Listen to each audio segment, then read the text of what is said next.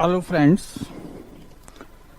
तो हम लोग सभी महाद्वीपों की भौतिक विशेषताओं का अध्ययन कर चुके हैं और उसमें हम लोगों ने दक्षिण एशिया और खासकर एशिया महाद्वीप की भौतिक विशेषताओं पर अधिक जोर दिया है, क्योंकि हमारे क्वेश्चंस प्रीलिम्स में जो मैप बेस्ड बनते हैं वो इसी क्षेत्र से ज्यादा बनते हैं। अब इन जो भी हम लोगों ने भौतिक विशेषताएं पढ़ी हैं, इनकी पुनरावृत्ति यानी एक बार ये फिर आते रहेंगे, लेकिन पूरे एज इट इज फॉर्म में नहीं आएंगे, रेफरेंस के रूप में आएंगे। कहां पर किस प्रकार की जलवायु है, तो फिर महाद्वीप की आपको मुख्य विशेषता का ज्ञान है तो उसका उपयोग हम लोग जलवायु विज्ञान में करेंगे। यानी आज से हम लोग बहुत इंपॉर्टेंट जो कंसेप्ट हैं जो मेंस में भी हमारे आते हैं, तो एक तो जो मेंस में क्वेश्चन आता था वो प्लेट टेक्टोनिक के बेस पर क्वेश्चन था, जिसको हम लोगों ने पढ़ा।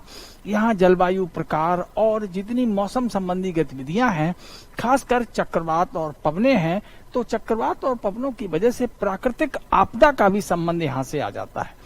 और जो प्लेट टेक्टोनिक है, हॉट स्पॉट वाला कंसेप्ट है, वो ज्वालामुखी और भूकंप से संबंधित है।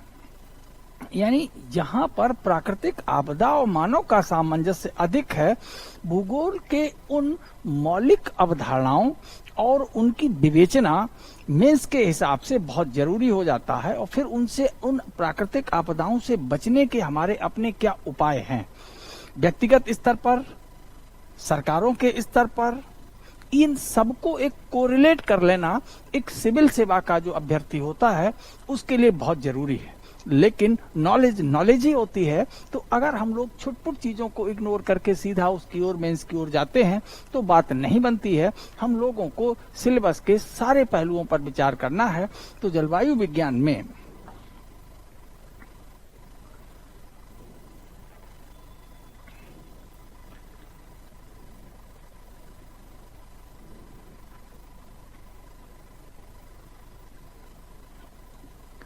ये हम लोगों की बड़ी यूनिट होगी। तो जलवायु विज्ञान में इसके लिए हम लोगों ने पढ़ने के लिए क्या जरूरी था कि सबसे पहले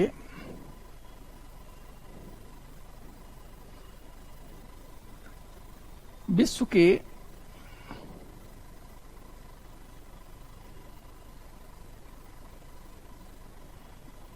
मानचित्र का एक अध्ययन होना चाहिए था, जिसे हम लोग कर चुके हैं। दूसरा,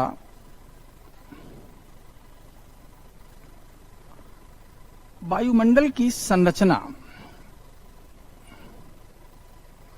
का ज्ञान होना चाहिए। तीसरा,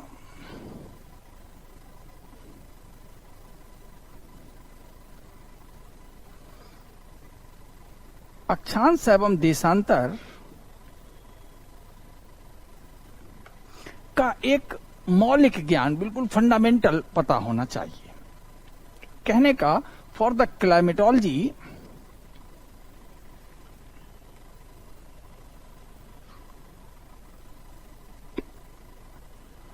the basic role is played by first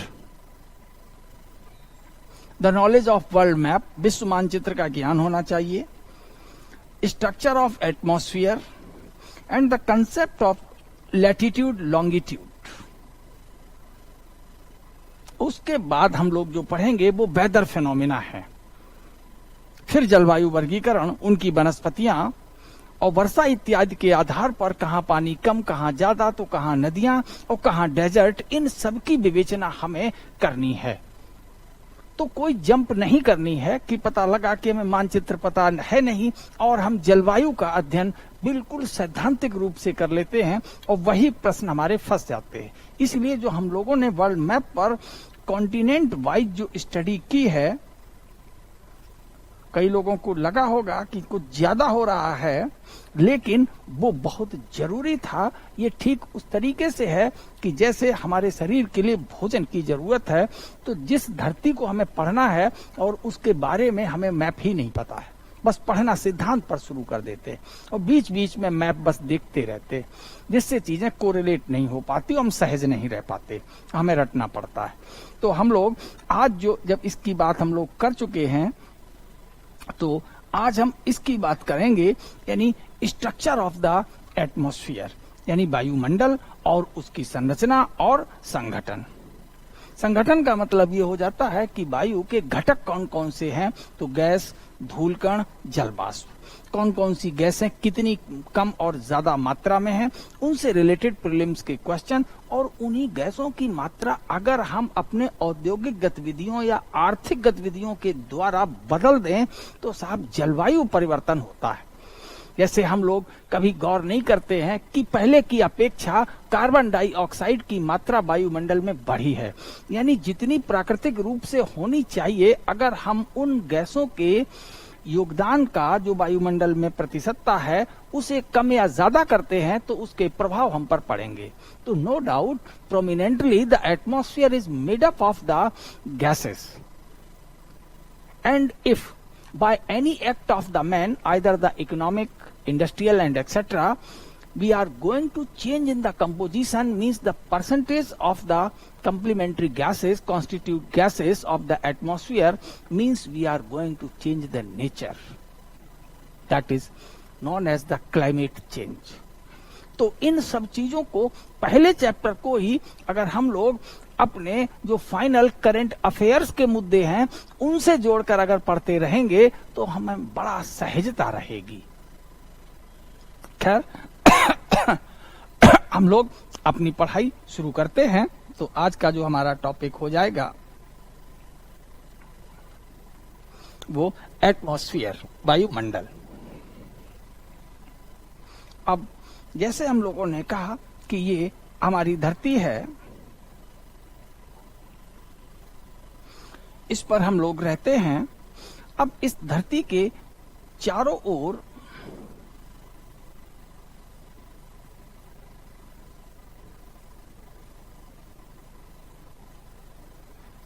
गैसों का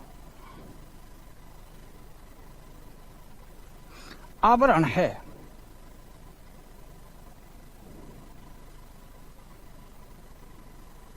अभी तक हमने मोटे डॉट लगाए, अब हम थोड़े महीन डॉट लगा रहे हैं। यानी हम ये कहना चाह रहे हैं कि ये जो धरती के चारों ओर जो गैसीय आवरण है वो पृथ्वी की सतह की ओर ज्यादा घना है और ऊपर की ओर ये उतना ही विरल है, और विरल होते होते धीरे धीरे ये वैक्यूम में समाप्त हो जाता है। तो इसे हमने कहा कि ये अर्थ सरफेस है, ये पृथ्वी है जिस पर हम काल्पनिक रेखाएं खींचते हैं। अब इस पृथ्वी के चारों ओर जो हमने ब्लू से आवरण बनाया है, तो यही जो गैसीय आवरण है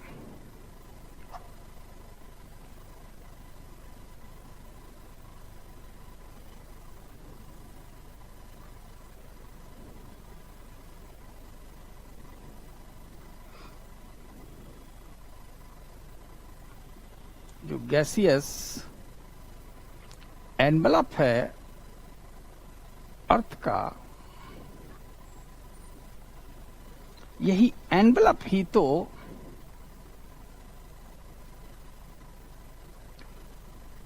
एटमॉस्फेयर है। अब इस गैसीय एनवलप में कुछ डस्ट पार्टिकल भी हैं और वाटर वेपर भी है। तो गैसियस एनवलप है और इस एनवलप में जो चीजें कैद हैं वो हैं डस्ट पार्टिकल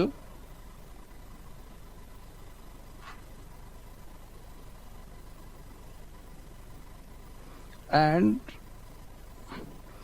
वाटर वेपर।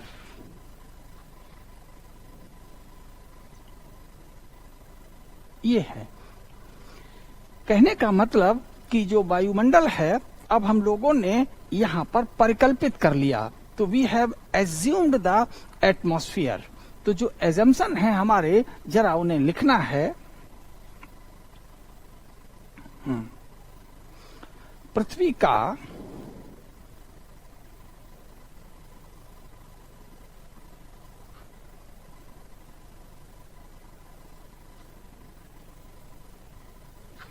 गैसीय आवरण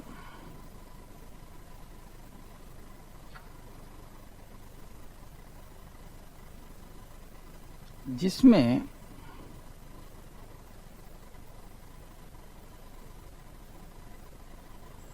गैसों के साथ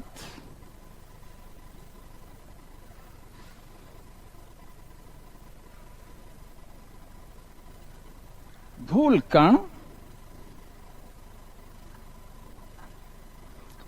कण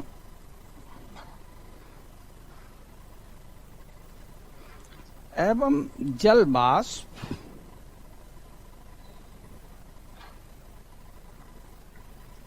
भी उपस्थित है,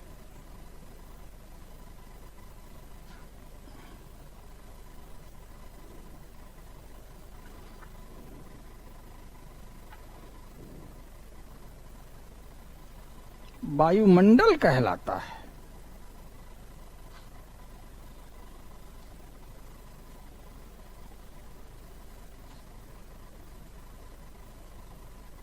ये है तो चारों ओर धरती के ये है। तो अगर हम इसकी बात करें तो हमने आप लोगों को अभी यही बताया। क्या बताया? The gaseous envelope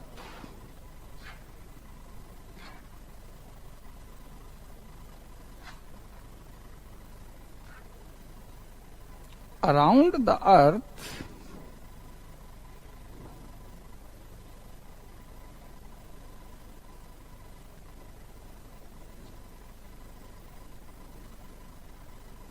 which contains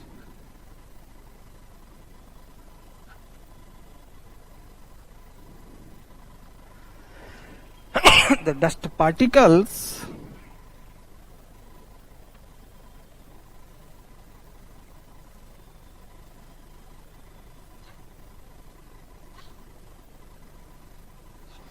and water vapor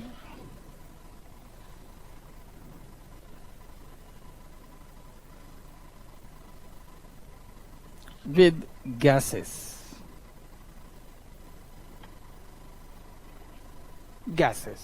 तो गैसें यहाँ पर बड़ी मात्रा में मौजूद हैं और धूल तथा जलवाष्प के कणों की मात्रा कम है, यानी कि ये गैस, वाष्प और धूल कणों का मिश्रण है।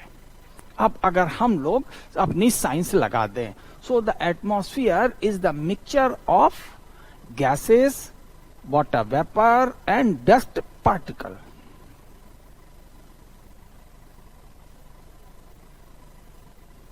अर्थात वायुमंडल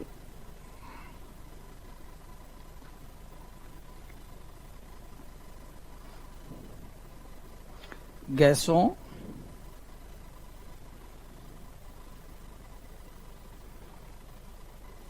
जलवाष्प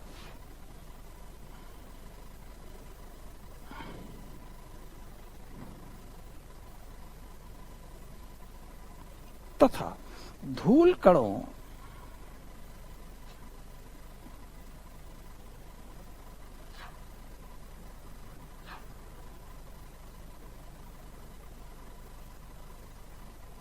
का मिश्रण है।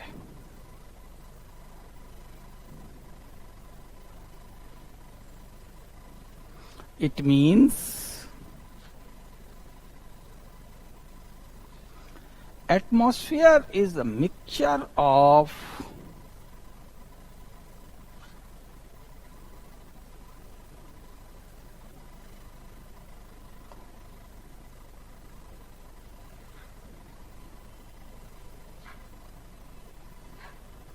gases,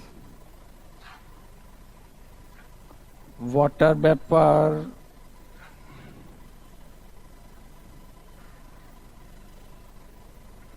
and dust particles।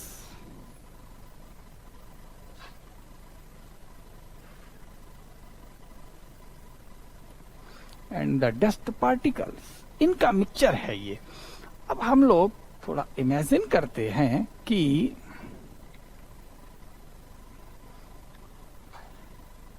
ये गैसेस के छोटे बड़े, कभी कोई गैस है, कहीं नाइट्रोजन है, तो कहीं ऑक्सीजन है, कार्बन डाइऑक्साइड है, आर्गन है, और भी बहुत सारी यहाँ पर गैसेस है। तो इस तरीके से अगर हम इमेजिन करें कि ये गैसीय अणुओं से भरी हुई संरचना है, छोटे बड़े यहाँ पर गैसीय अणु हैं।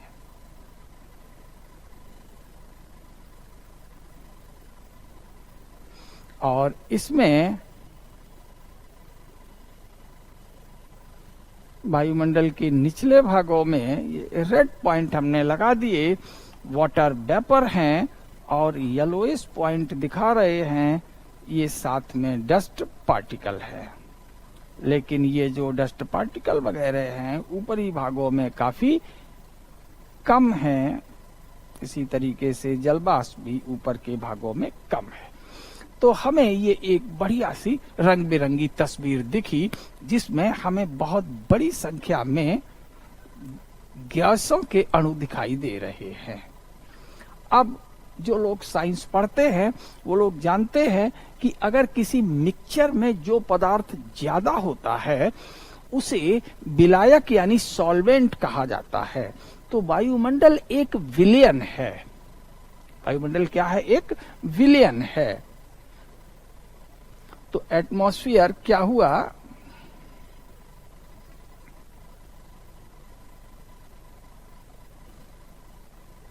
Atmosphere is equal to a mixture, और जितने मिक्सचर होते हैं वो विलयन यानी सॉल्यूशंस होते हैं। और किसी सॉल्यूशन में हमेशा दो हिस्से होते हैं। एक वो चीज जो बहुत बहुमत में है वो सॉल्वेंट कही जाती है, और एक वो चीज जो अल्प मात्रा में है उसे हम सॉल्यूट कहते हैं। यानी अगर हम हिंदी में कहें तो अगर वायु एक विलयन है तो ये जो बहुमत है वो सॉल्वेंट यानी विलायक है, और जो कम मात्रा में है वो विलेय है। तो विलायक और विलेय यानी कब? जब वायु क्या है? एक सॉल्यूशन यानी कि विलयन है। तो अगर हम इन सब के नाम देना शुरू कर दें तो विलायक यहाँ क्या है? गैसेस हैं। गैसें हैं। जो गैसें हैं वो अधिक मात्रा में हैं, और जो कम मात्रा में है वो जलवाष्प एवं धूल कण है। और ये जो विलयन है, जो गैसियस सॉल्यूशन है, it is not uniform everywhere, और यह विलयन हर जगह एक समान नहीं है, क्योंकि कहीं पर जलवाष्प अधिक है तो वहां की वायु आर्द्र है, और कहीं पर जलवाष्प कम या नगण्य है तो वहां की वायु शुष्क है। और ज्यादातर शुष्क वायु में धूल के कण अधिक रहते हैं। तो यानी अगर हम विलय की बात करें तो वायु के ऐसे भाग जहां धूल कणों की संख्या कम अर्थात जलवाष्प ज्यादा, और वायु के ऐसे भाग जहां पर धूल कणों की संख्या ज्यादा तो जलवाष्प कम। ये एक मोटा मोटा परिवर्तन या हमें अंतर दिखाई देता है, और इस परिवर्तन को हम अपने दैनिक जीवन में रोज महसूस करते हैं। जहां अगर कोई कंस्ट्रक्शन साइट चल रही है, सड़क का निर्माण है या भवन का निर्माण है, हम वहां की वायु में थोड़ा सफोकेशन फील करते हैं, and we feel the uneasiness into the vicinity of the construction sites like the roads, buildings, etc. And if we move towards the green areas, means the groups of the plants, अगर हम पौधे के जहां झुंड हैं उन सब में चले जाते हैं तो पौधे वहां बाष्पोत्सर्जन से वायु में जल वाष्प मिलाते रहते हैं, तो जल वाष्प के साथ वहां के धूल कण नीचे बैठ जाते हैं, फिर भी जल वाष्प वहां बनी रहती है। तो इस आधार पर हम देखेंगे तो वहां जल वाष्प है रिलेटिवली, लेकिन धूल कणों की संख्या कम है। And we feel the pleasant and calmness, तो प्लीजिंग एंड कॉमनेस एटमॉस्फेयर हम लोग फील करते हैं into the forest area, green area etcetera. But when we are visiting or surveying the construction sites, we feel some uneasiness. So this is the variation of air that may take place at a very micro level area, जो बहुत छोटे एक ही गांव एक ही शहर में हमें अलग अलग जगह पर 10-20 कदम चलने पर भी वायु की प्रवृत्ति बदल जाती है। और वैसे हम मूल रूप से अगर बात करें तो स्थल यानी महाद्वीप और महासागर, तो महासागर जहां जल है वहां जलवाष्प की मात्रा ज्यादा होगी, इसका मतलब डस्ट पार्टिकल कम होंगे। और महाद्वीप यहाँ शुष्क चट्टानें ज्यादा हैं, तो continent have the rock dry surface, rocky and dry surface. Obviously there are the relatively large number of the dust particle, तो वहां अपेक्षाकृत धूल कणों की संख्या भी ज्यादा होगी। That's why we can find the variation into atmosphere at a large scale and up to the very microscopic level। हम बहुत छोटे या सूक्ष्म स्तर पर भी, छोटे एक ही गांव एक ही घर में एक कोने से दूसरे कोने में भी ये परिवर्तन देख सकते हैं। Simple, it is because of the variation of the amount of the solutes. तो हम अलग अलग स्थानों पर अलग अलग प्रकार की वायु का अनुभव करते हैं, क्योंकि इस वायुमंडल में उपस्थित विलेय की मात्रा हर जगह समान नहीं है। तो जो विलेय हैं वो अपेक्षाकृत औसत रूप में तो कम है, लेकिन कोई विलेय कहीं एक जगह पर ज्यादा तो दूसरी जगह पर कम हो सकता है। So we feel the different type of the air at different places because of the variation into the solutes into air, and these solutes are the water vapor and dust particle। हम अलग अलग स्थानों पर अलग अलग प्रकार की वायु जो महसूस करते हैं, उसके पीछे कारण है क्या कि इन वायु में जो घुली हुई चीज है, जो विलेय चीज है, वो अलग अलग सांद्रण में है। कहीं पर उनका सांद्रण कम, कंसंट्रेशन कम, तो कहीं पर कंसंट्रेशन ज्यादा है। तो अब हम लोग इस चीज को जब समझ लिया है तो लिख डालते हैं। क्या लिखेंगे? वायु में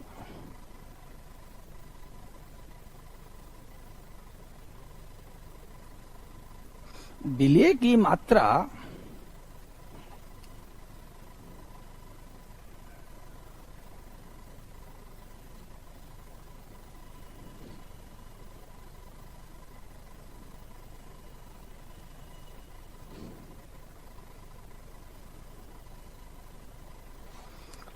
समय और स्थान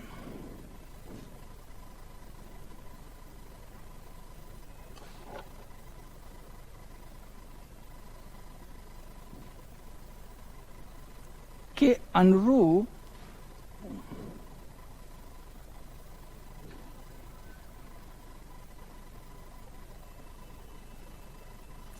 बदलती रहती है।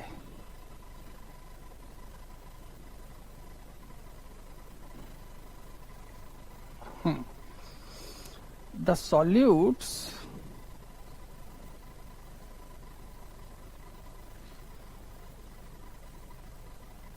actually the amount of the solute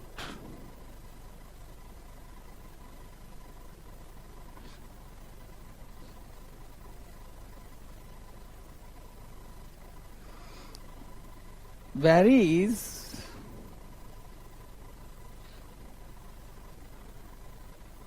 with place and time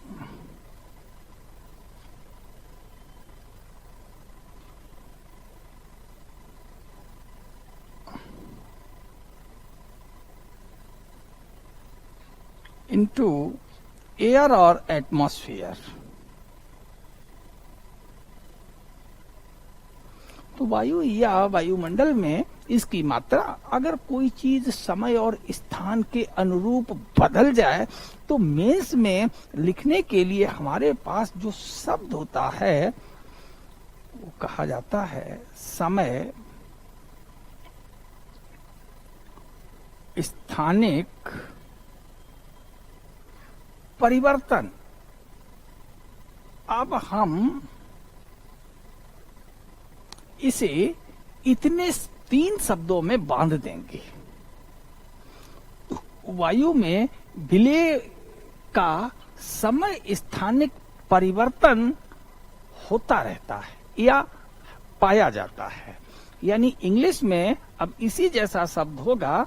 अगर हमने बात कही कि कोई टाइम और प्लेस के हिसाब से बदल जाता है तो it is known as spatio. Spatio means स्थान, समय मीन्स टेम्पोरल वेरिएशन।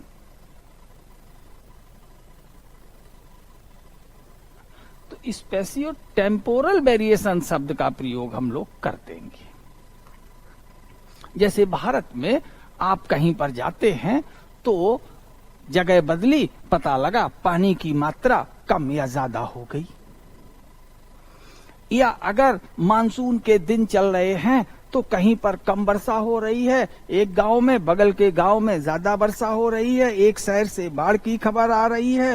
यानी पूरे भारत में मानसून के समय एक जैसी वर्षा नहीं होती या रोज भी एक जैसी स्थिति नहीं रहती।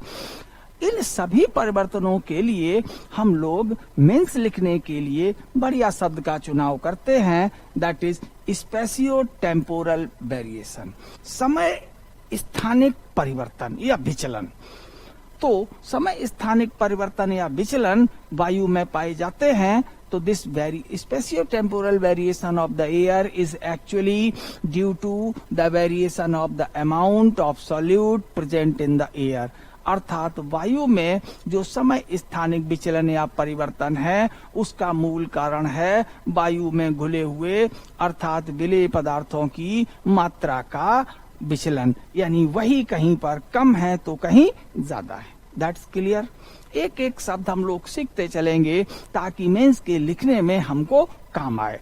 अभी तक हम लोग जब मैप पर बात कर रहे थे तो फिर बहुत ही इंफॉर्मेटिव और ल्यूसिड स्टाइल थी कि बड़ा सूचना मिलती जाए और सहज भाषा में मिलती जाए। अब हम लोग ये ऐसी यूनिट शुरू कर रहे हैं जो प्री में तो आती ही है लेकिन मेंस में भी बहुत आती है। तो प्री के हिसाब से हमारी जानकारी और सहज भाषा नोट्स में होनी चाहिए और मेंस के लिए उसी जगह पर ब्रैकेट में हमारे पास जो है सटीक शब्दावली होनी चाहिए और सटीक शब्दावली पर हम सरल वाक्य लिख करके मेंस में हम अधिक से अधिक अंक अर्जित कर सकते हैं। So, till the map study, we have adopted the very simple, factual, lucid style of the knowledge. But in this unit of the climatology, that is important from the point of view of the prelims and equally important from the point of view of the means, in which we require the good knowledge, means a better conception of the geographical phenomena as well as the appropriate vocab। हमें अगर भौगोलिक प्रक्रिया की जानकारी के साथ साथ हमें उचित शब्दावली भी जरूरत है। तो बीच बीच में हम आपको सेंटेंस लिखेंगे तो फिर उनके लिए अगर कोई सटीक शब्दावली है प्रचलन में तो उसे जरूर बताएंगे।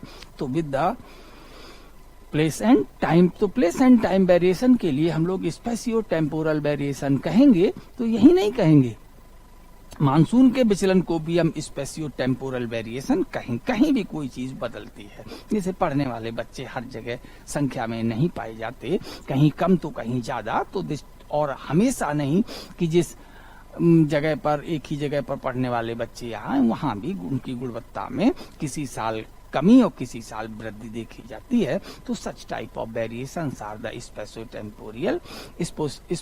टेम्पोरल वेरिएशन, उनको कह देते हैं ना। अब हमें इस शब्द से डरने की जरूरत नहीं है, अब ये आपका अपना हो गया। तो अब बात करते हैं वायुमंडल की। तो वायुमंडल की जब हम लोगों ने बात की तो यहां हमने देखा कि ये जो वायुमंडल है वो अर्थ के चारों ओर है और इसी अर्थ यानी पृथ्वी के गुरुत्व से बंधा हुआ है। The entire mass of the atmosphere is bound और attached with the earth due to gravity of the earth, यानी वायुमंडल का संपूर्ण द्रव्यमान पृथ्वी के गुरुत्व से बंधा हुआ है।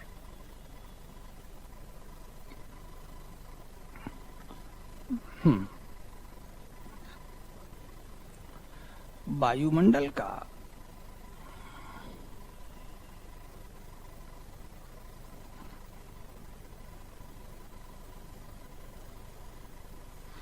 संपूर्ण द्रव्यमान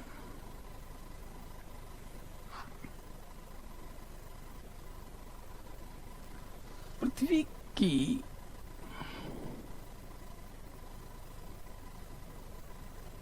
गुरुत्वाकर्षण शक्ति से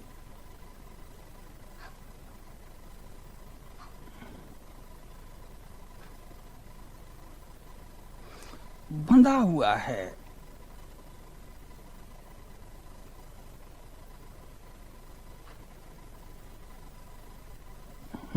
The entire mass of the atmosphere is bound with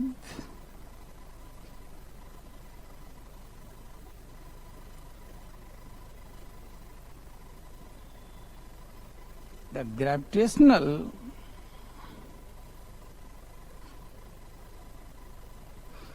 pull of the earth.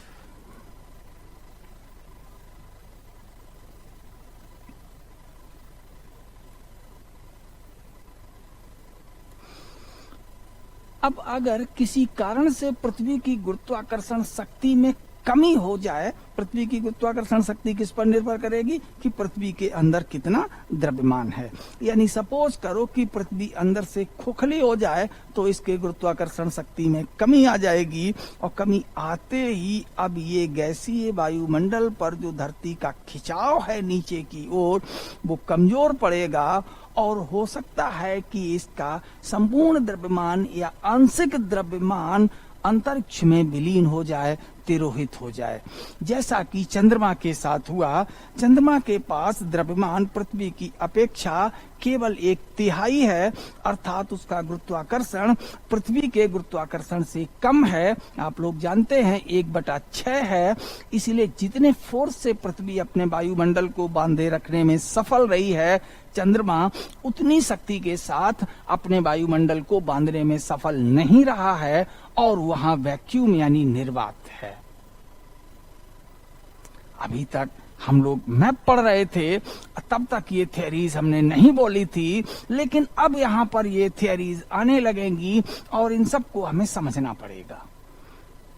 जबकि धरातल अगर गर्म हो तो गर्म वायु हल्की होकर ऊपर उठने की कोशिश करती है, लेकिन अंतरिक्ष में नहीं जा पाती है, विलीन नहीं हो पाती है, लौटकर धरती की ओर ही उसे आना पड़ता है, क्योंकि अधिक तापमान, अधिक गुस्से के कारण वह वायु ऊपर उठ गई थी, लेकिन ऊपर उठकर जैसे ही ठंडी हुई तो पृथ्वी ने फिर से उसे दुलार लिया, पुचकार लिया bye it's the gravity force, और उसे अपने गुरुत्वाकर्षण शक्ति के द्वारा। तो इस तरीके से वायु ऊपर उठती है, लौट कर नीचे आती है, तो वो ठंडा हो गया और ठंडा होकर लौट करके नीचे आ गया। इन्हें हम संवहन चक्र या कन्वेक्शन साइकिल इत्यादि के नाम से जानते हैं। इन सब चीजों को समझेंगे तो entire mass of the atmosphere is bind with the gravitational pull of the अर्थ।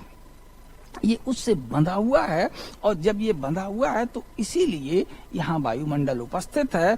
लेकिन चंद्रमा जैसी खगोलीय संरचनाएं, the astronomical bodies, their mass is relatively lesser than the earth, so their gravity pull is lesser than the earth, are unable to keep the atmospheric means the gaseous envelope over their surface. इसीलिए चंद्रमा जैसी ब्रह्मांडीय या खगोलीय संरचनाएं जिनका द्रव्यमान पृथ्वी की अपेक्षा कम है, अर्थात उनमें गुरुत्वाकर्षण शक्ति कम है, अपनी सतह पर वायुमंडल को बनाए रखने में असफल रही हैं। तो ये लाइन बहुत महत्वपूर्ण है। The entire mass of the atmosphere is bound with the gravitational pull of the earth। अब इसका मतलब क्या हो गया कि atmosphere is an integral part of the अर्थ। वायुमंडल पृथ्वी का एक अभिन्न भाग है।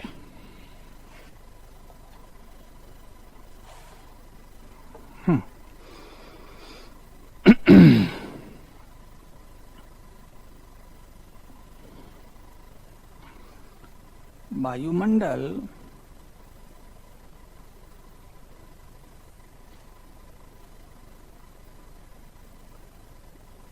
पृथ्वी का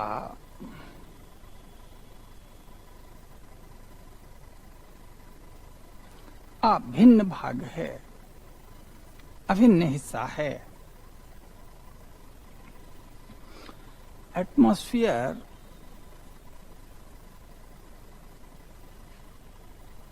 is an integral part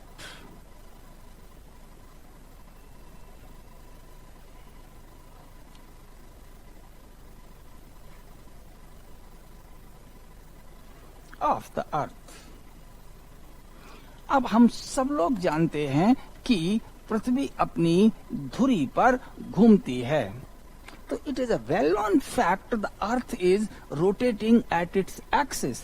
और अगर कोई घूमेगी चीज तो तय होता है कि उसके केंद्र की ओर अभिकेंद्रीय बल और बाहर की ओर अपकेंद्रीय बल। अ rotating body always has the two opposite forces, the two forces into opposite direction, one towards the center, another towards the periphery, means outer world. So the outerward force is known as the centrifugal force, while the force oriented towards the center of earth is known as centripetal force. So due to centrifugal force, the light mass get arranged into outer periphery. The gases are of the light mass, so the composition of the gases depends upon the composition of the earth। यानी पृथ्वी के अंदर ही जो हल्के तत्व थे वही gas के रूप में बाहर व्यवस्थित हो गए और जिससे कि वायुमंडल की उत्पत्ति हुई। और इन पर भी अगर हम देखें तो वायुमंडल में भी हल्के और भारी अणु हैं। यानी इस तरीके से तो जो बहुत हल्के गैसीय अणु होंगे वायुमंडल के वो ऊपर की ओर रहेंगे और अधिक जो द्रव्यमान होगा वायुमंडल का वो नीचे की ओर रहेगा। तो due to earth rotation the atmosphere and the earth all have arranged into the layers. पृथ्वी के घूर्णन के कारण पृथ्वी और उसका वायुमंडल भी परतों में व्यवस्थित हो गया है। जैसा कि हम लोगों ने पढ़ा था कि पृथ्वी के अंदर सबसे घना भाग निकेल और आयरन का बना हुआ, देन मेंटल, और सबसे ऊपर जो ठोस हो गया वो है क्रस्ट। तो ये तो आंतरिक संरचना है, लेकिन अगर हम पृथ्वी के बाहर की भी बात करते हैं तो यहाँ भी जो वायुमंडल का जो अधिक द्रव्यमान होगा सेंट्रीफ्यूगल फोर्स की वजह से वो सतह की ओर और विरल द्रव्यमान बाहर की ओर होगा। यही कारण है कि पहले डायग्राम में हमने गैसीय अणुओं को अधिक संख्या में पृथ्वी सतह की ओर और कम संख्या में बाहर की ओर दिखाया है। तो it is actually the impact of the earth rotation. लिख ले, पृथ्वी के घूर्णन के कारण, देखो अभी पृथ्वी के गुरुत्व ने भी प्रभावित किया, बांधे रखा। और घूर्णन क्या कहता है कि अर्थ से इसको घुमा के बाहर फेंक दो। तो बाहर की ओर कौन फेंक पाएगा? जो जितना हल्का होगा। So this type of the force of earth is known as the centrifugal force. और जो इसके विपरीत क्रम में हर एक्शन का अपना एक रिएक्शन होता है, तो जो विपरीत फोर्स होगा वो नीचे लाने की कोशिश करेगा इसको। यानी जो चीज भारी है अगर किसी कारण से ऊपर पहुंच गई है तो उसे सेंटीपिटल फोर्स कहाँ लाएगा, नीचे की ओर, और हल्की चीज ऊपर की ओर। तो ये गड्डमड चलती रहती है। एंड दिस गड्डमड of the warm and cold is known as what? Convection. गर्म और ठंडे पदार्थ का ये गड्डमड, गर्म का ऊपर जाना, ठंडे का नीचे जाना, संवहन कहलाता है। तो we will see the several type of the गड्डमड इनटू द क्लाइमेटोलॉजी। तो क्लाइमेटोलॉजी में कई जगह पर हमें ये मिक्सिंग मिलेगी, यानी गड्डमड मिलेगी। तो हम लोग बात यहाँ कर रहे थे, तो एक बात और समझ में आ गई कि जो पहला डायग्राम था जिसे हमने बनाया वो ये बनाया था कि बाहर की ओर हमने बहुत कम गैसों को दिखाया और नीचे की ओर ज्यादा गैसों को दिखाया। इसका मूल कारण है रोटेशन ऑफ द अर्थ, पृथ्वी का घूमना, ये इसका अपने धुरी पर घूमना। तो हम लोग अपने इस डायग्राम पर लौट आए, तो अब जरा लिख लेते। ड्यू टू अर्थ रोटेशन, पृथ्वी के घूर्णन के कारण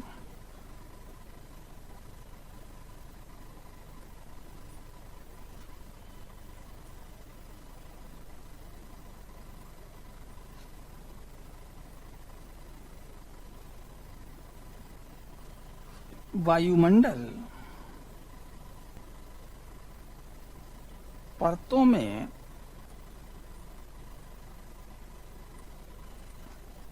व्यवस्थित हो गया है।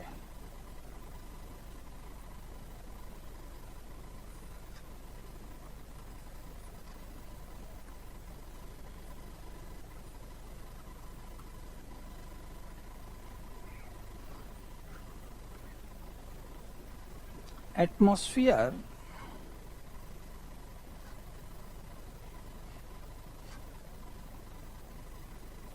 has arranged itself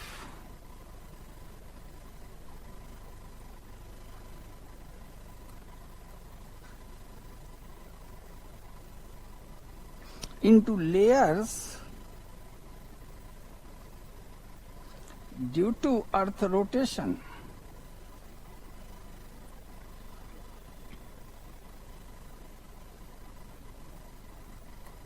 तो अर्थ रोटेशन के कारण, घूर्णन के कारण ये परतों में व्यवस्थित हो गया है। तो अर्थ रोटेशन से जो सेंट्रीफ्यूगल फोर्स जनरेट हुआ उसने कम द्रव्यमान को ऊपर की ओर और अधिक द्रव्यमान को नीचे की ओर व्यवस्थित कर दिया है।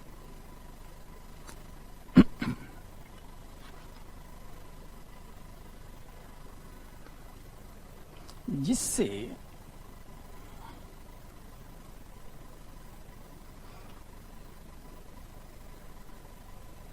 वायुमंडल के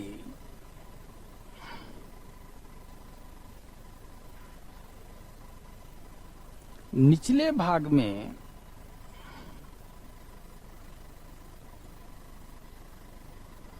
अधिक द्रव्यमान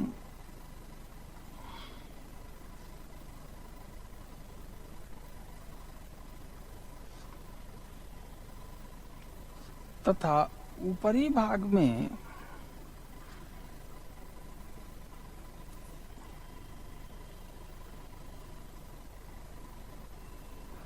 कम द्रव्यमान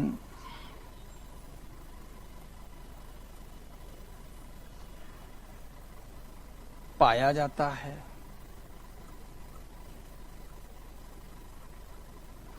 तो अब अगर हम लोग थोड़ा इमेजिन करें, विजुलाइज करें, सपोज ये अर्थ सरफेस है, तो अब इस अर्थ सरफेस के ऊपर ये वायुमंडल की अपनी परतें हैं।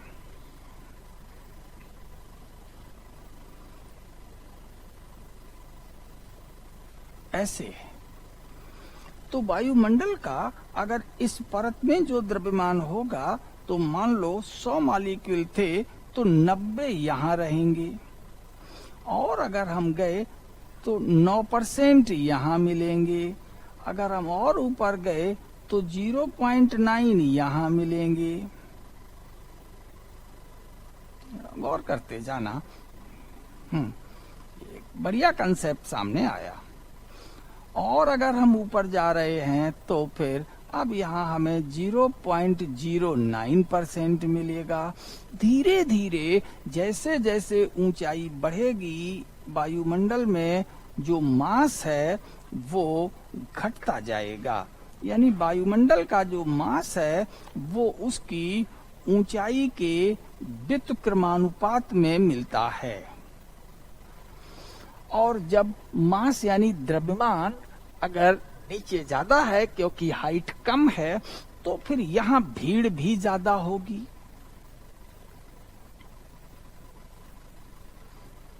और जब यहां भीड़ ज्यादा होगी तो फिर इसके इकाई आयतन में उपस्थित अणुओं की संख्या भी ज्यादा होगी। तो अब आप लोगों ने पढ़ रखा होता है कि डी घनत्व क्या होता है, m/v। v मीन्स वॉल्यूम, तो d is equal to m/v। तो अगर v कम है और m ज्यादा है तो घनत्व भी यहाँ नीचे ज्यादा होगा। इसीलिए कहा जाता है कि यहाँ पर जो डेंसिटी है वो डेंसिटी नीचे ज्यादा है, ऊपर कम है। तो इसी लिहाज से यहाँ पर जो प्रेशर होगा P वो भी नीचे अधिक और ऊपर कम। यानी वायुमंडल में द्रव्यमान ऊंचाई के साथ साथ घटता जाता है।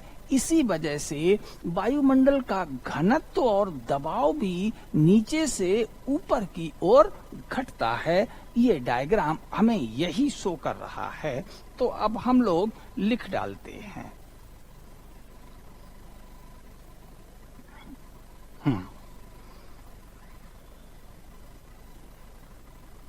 तो वायुमंडल में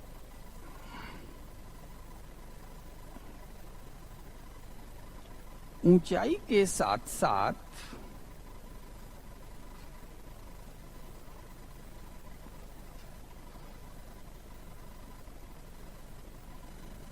क्या क्या घटता है, द्रव्यमान, और द्रव्यमान घटा तो भीड़ कम हुई, तो भीड़ को घनत्व कहेंगे। घनत्व मतलब घनापन। और घनत्व अगर कम है तो फिर नीचे की ओर यानी कम लोग बैठे हैं तो दबाव भी कम पड़ता है। तो वायुमंडल में ऊंचाई के साथ साथ द्रव्यमान, घनत्व और वायु दाब में, तो वायु द्रव्यमान, वायु घनत्व और वायु दाब में कमी आती है।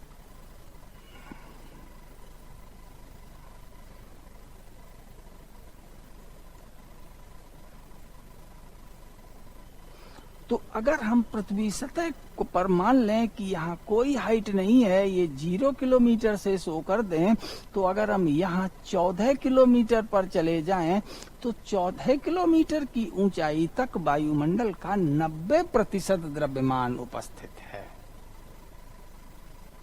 और अगर हम इसी से 50 किलोमीटर की हाइट तक चले जाएं तो फिर 9% और है। तो अगले 50 से अगर हम 80 किलोमीटर तक चले जाएं तो 0.9 है।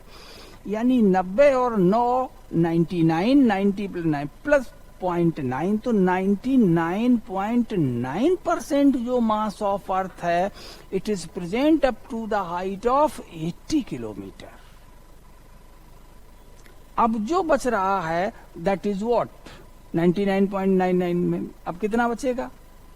तो जो इसके ऊपर जो लेयर होगी जिसे हम आइनोस्फीयर कहते हैं, तो वहां जो मास होगा इट वुड बी 0.0009 और उससे ऊपर अब जो बचा वो नेग्लिजिबल होगा 0.00001%।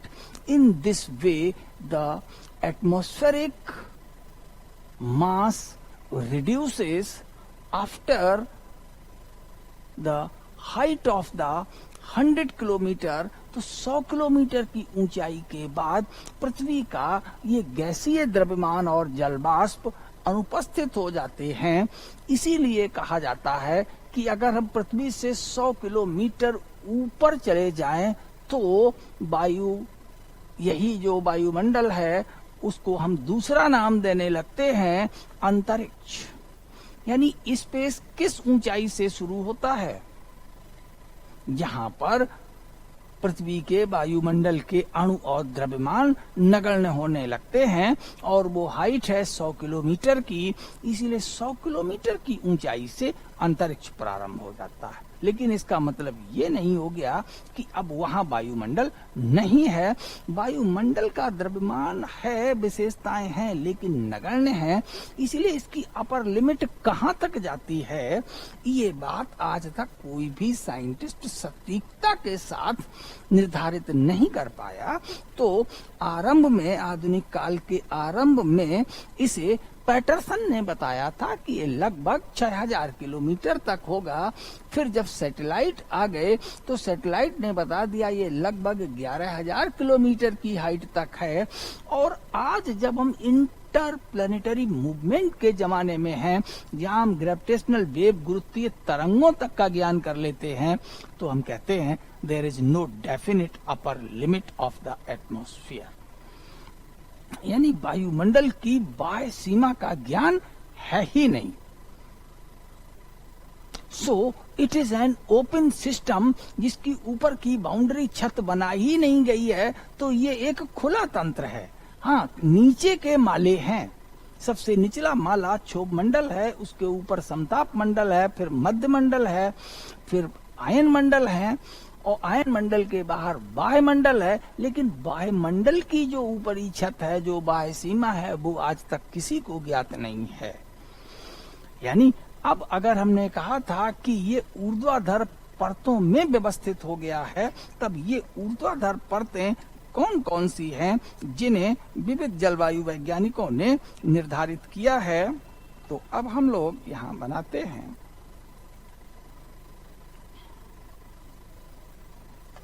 कि ये अगर अर्थ सरफेस है,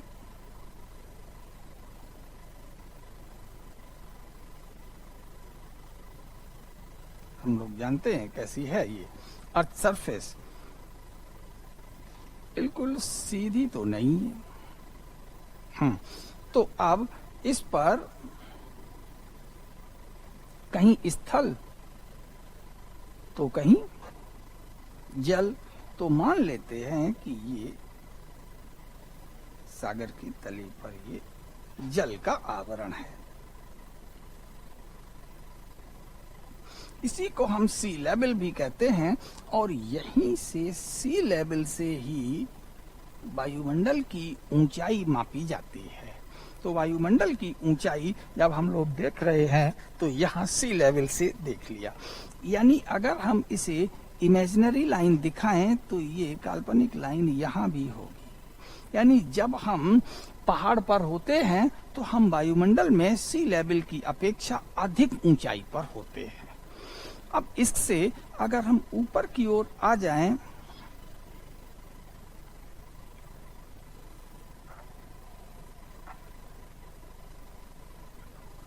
तो इस हाइट तक वायुमंडल बहुत घना है, और इसे हम ट्रोपोस्फियर कहते हैं।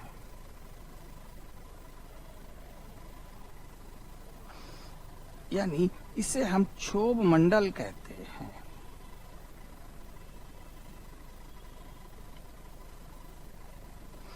अब इससे अगर हम और ऊपर आ जाएं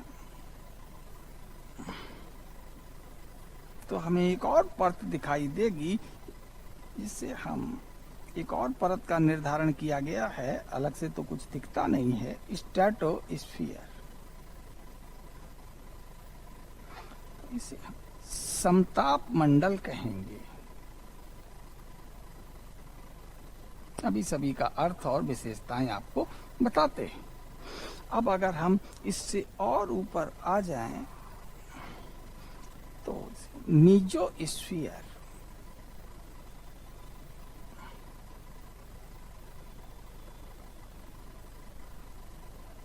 मध्य मंडल,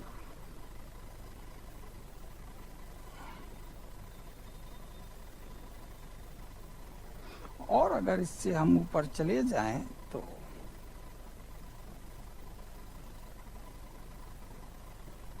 आयनोस्फीयर,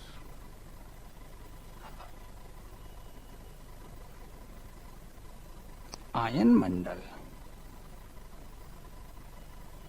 और इससे भी अगर ऊपर चले जाएं तो बाह्य मंडल,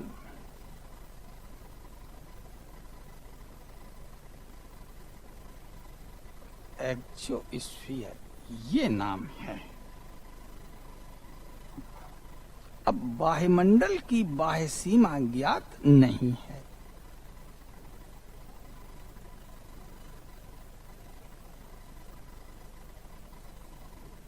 तो अब हमें वर्टिकली यानी नीचे से ऊपर की ओर कितनी परतें यहां दिखाई दे रही हैं, गिन लें।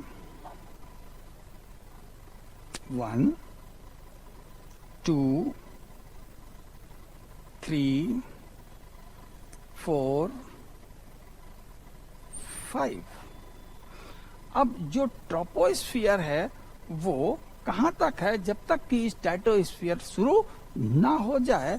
तो इनके लिए भी, तो यानी ये क्षोभ मंडल है, तो ये क्षोभ मंडल की अपनी सीमा होगी, ऊपर ही यहीं तक है, इसलिए इसे हम क्षोभ सीमा कह देंगे। तो इसे हम समताप सीमा कह देंगे। जो जिसकी अपर लिमिट है वही उसकी सीमा है। तो ये मध्य सीमा, तो ये आयन सीमा। तो कितनी सीमा है इसके अंदर? 4। यानी ट्रोपोस्फियर की जो, अब कहीं पर ट्रोपोस्फियर पहुंचा तो ट्रोपोस्फियर से कह दिया गया चुप, अब आपको आगे नहीं जाना है, ऐसे। तो अब ऐसे जब बोलते हैं तो इसका मतलब हो जाता है पॉस। तो यहां किसको पॉस बोल दिया गया? ट्रोपोस्फियर को। तो यहां किसको पॉस बोल दिया गया? स्ट्रेटोस्फियर को। तो यहां किसको पॉस बोल दिया गया? मीजोस्फियर को। तो यहां किसको पॉस बोल दिया गया? आयनोस्फियर को। यानी किसको पॉस नहीं बोल पाए? एक्सोस्फियर को। तो कुल कितने पॉस हैं? तो ये ट्रोपो को बोला गया, सो दिस इज द ट्रोपोपॉस। ये स्ट्रेटो को बोला गया, इट इज स्ट्रेटोपॉस। ये मीजो को बोला गया, दिस इज मीजोपॉस। ये आयनो को बोला गया, this is ionopause. So the upper limit of any sphere means the layer into atmosphere is known as the pause. So how many pause we can arrange, we can observe scientifically? These are the 4. There is no exopause. Exopause जैसी कोई सीमा नहीं है। तो ये vertical व्यवस्था हो गई, यानी कि ट्रोपोस्फियर से ऊपर स्ट्रेटो, स्ट्रेटो के ऊपर मीजो, और मीजो के ऊपर आयनो, और आयनो के ऊपर। अब इस पूरे वायुमंडल को गर्मी कहां से मिलती होगी? तो आप लोग जानते हैं, सनरेज। तो सनरेज जो होंगी वो बड़ी तीव्रता के साथ वायुमंडल के इन भागों को प्रभावित करती है।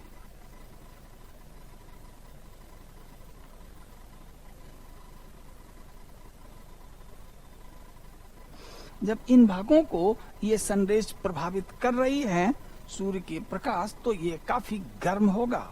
और गर्म को एक तरीके से कहा जाए तो हम ताप या ऊष्मा कहते हैं। तो इन दोनों मंडलों को मिलाकर के हम ऊष्मा मंडल नाम देते हैं।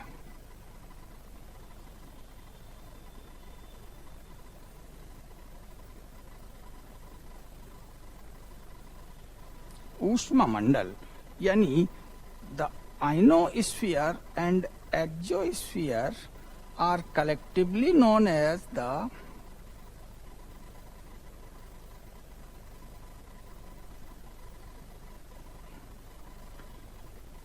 थर्मोस्फीयर।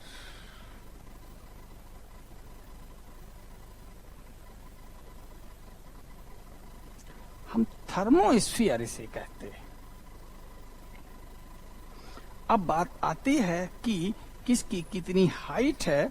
तो अगर हम इस हाइट से जाएं, यहां से ऊपर उठें, तो ये हाइट हमें मिलेगी सी लेवल से अप्रोक्सीमेटली 14 किलोमीटर, कहीं कम तो कहीं ज्यादा, वो बताएंगे। फिर अगर हम यहां पहुंच जाएं तो ये हाइट हमें मिलेगी, जीरो से अगर हम मेजर करेंगे इट इज 15 किलोमीटर। तो अगर हम यहां से यहां चले जाएं तो अब ये जो हमें हाइट मिलेगी दैट इज 80 किलोमीटर। अगर हम यहां से यहां पहुंच जाएं, अब ये जो हमें हाइट मिलेगी it is 400 kilometre.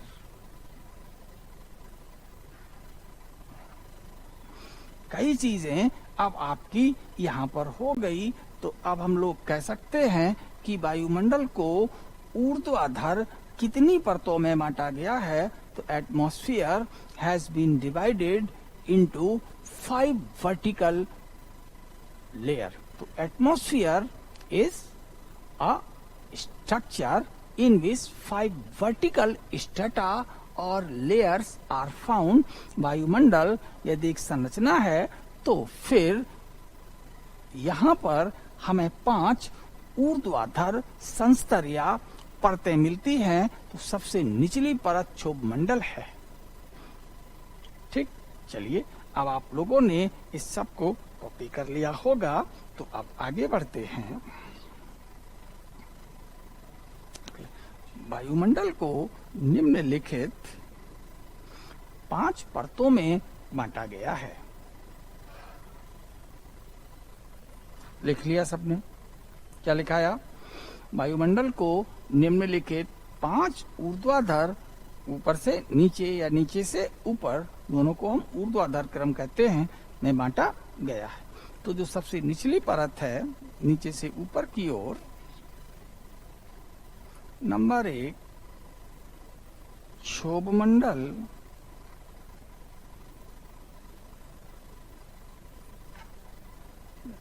Troposphere,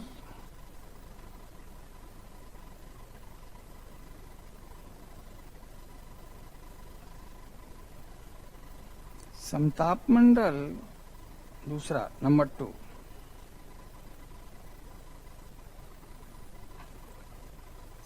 stratosphere,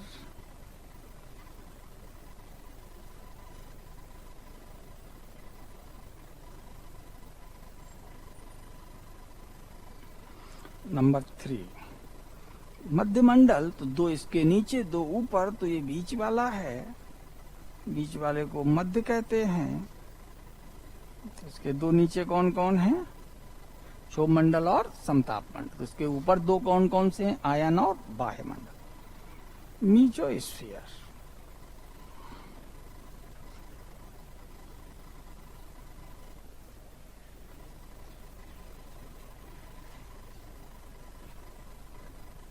ion मंडल,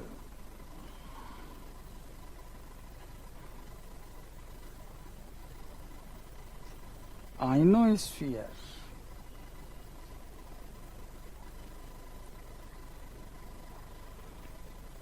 बाह्यमंडल,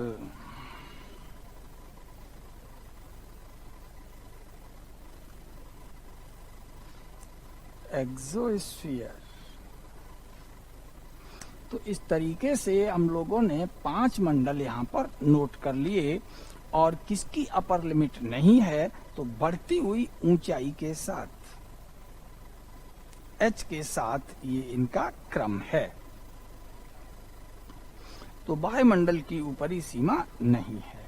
तो ये 5 परतें 4 सीमाओं द्वारा विभक्त हैं।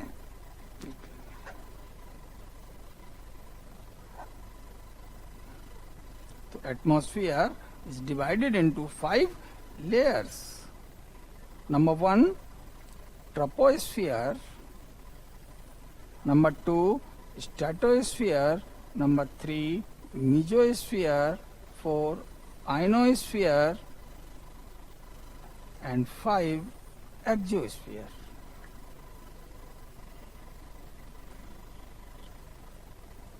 ये 5 परतें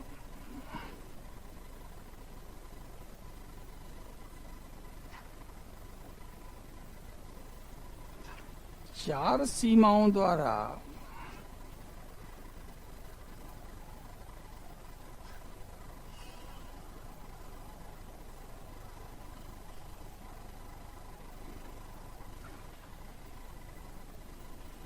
बटी हुई हैं।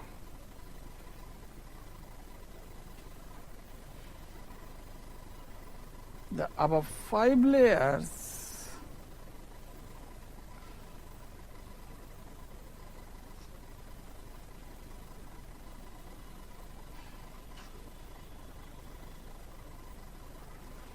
are divided by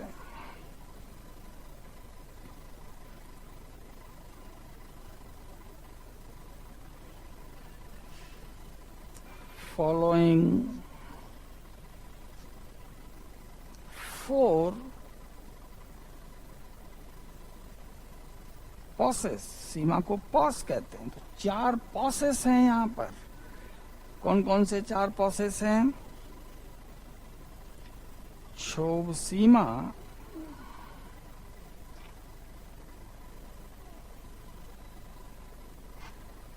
ट्रोपोपॉस,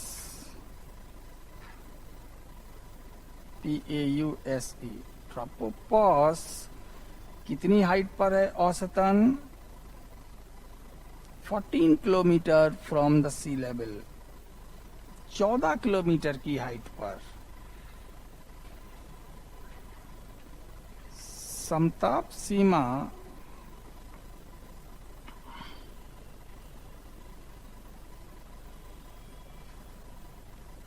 स्ट्रेटोपॉस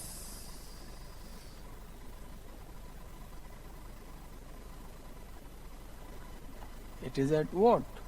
50 kilometer.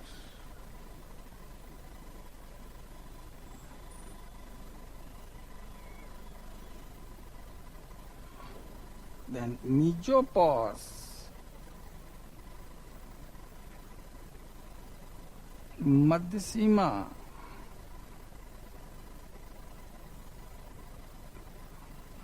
समताप सीमा 50 किलोमीटर। तो मध्य सीमा मीजो को कहा पॉस बोला आपने? 80 किलोमीटर।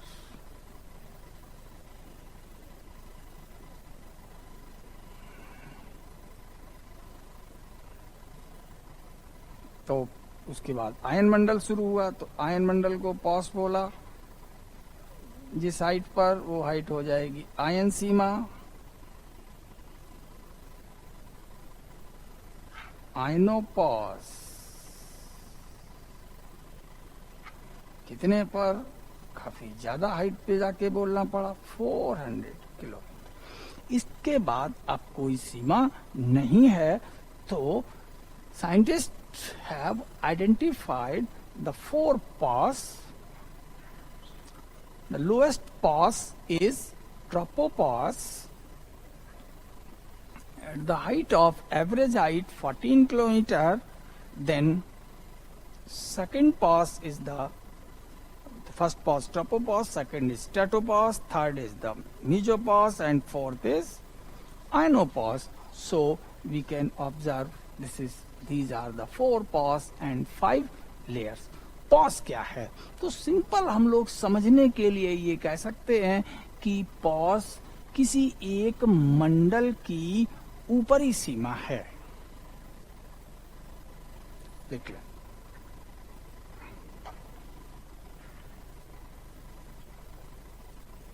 पॉस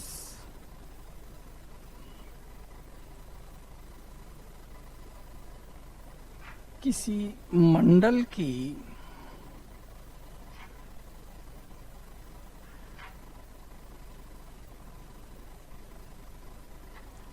ऊपरी सीमा है,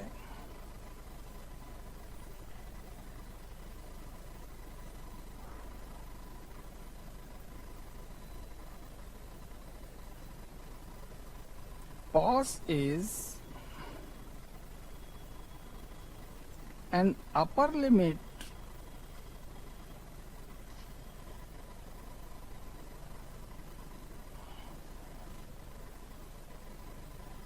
of a sphere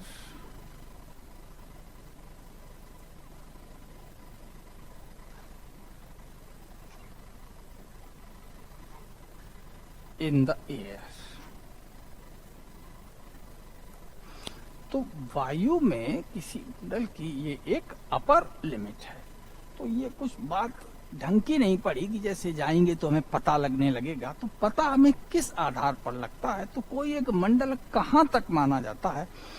जहां तक कि उसके भौतिक गुण धर्मों में एक रूपता पाई जाती है। तो what is a pause? Pause होती क्या है साइंटिफिकली? तो वैज्ञानिक रूप से पॉस दो मंडलों को अलग करती है, क्योंकि पॉस के नीचे जो वायु के गुणधर्म हैं और जो उसके ऊपर जो वायु है उसके गुणधर्म में भिन्नता पाई जाती है। तो अगर हम वैज्ञानिक रूप से जलवायु विज्ञान के आधार पर अगर हम बात करें तो जलवायु वैज्ञानिकों के अनुसार पॉस क्या होती है कि वायुमंडल में जहां पर भौतिक गुणों में परिवर्तन आ जाए। लिख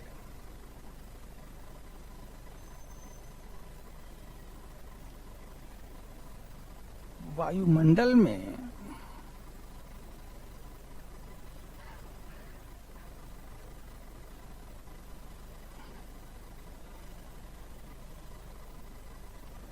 जिस ऊंचाई पर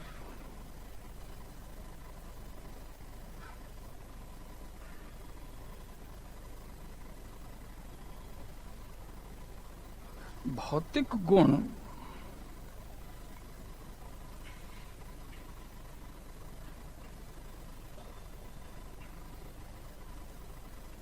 बदलने लगे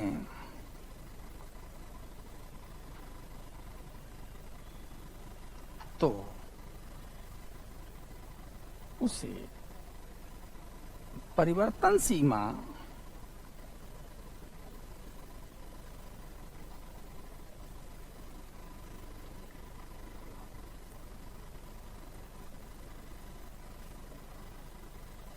या पॉस कहते हैं। ये उसे परिवर्तन सीमा यानी पॉस कहेंगे। तो पॉस क्या है? तो अब हम लोगों को देखना और समझना पड़ेगा। तो फिर कई क्वेश्चन हम लोगों के बनेंगे। हमने कहा कि ये अगर अर्थ सरफेस है,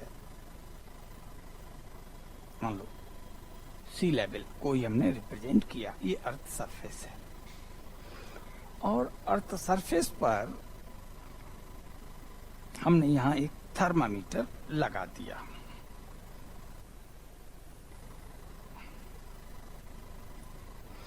इधर ये जो लाइन खींची इस पर हमने ऊंचाई वाली लाइन खींच ली।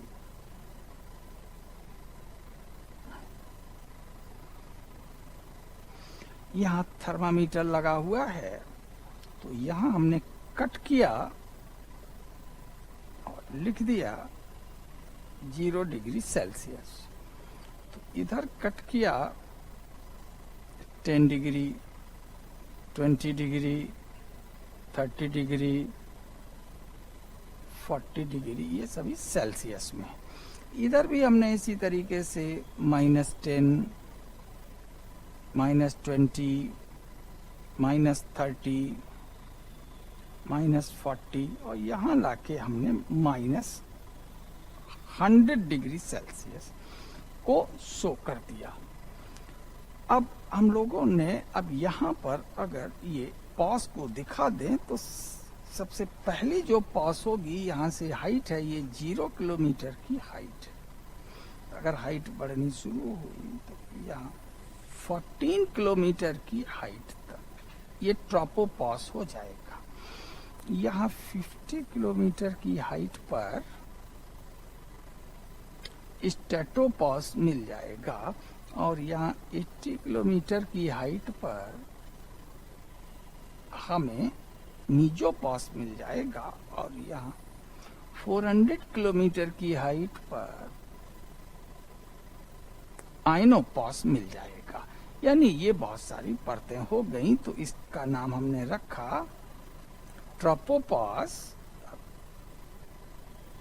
आप सब लोग अब इन नामों से परिचित हैं। This is स्ट्रेटोपॉस,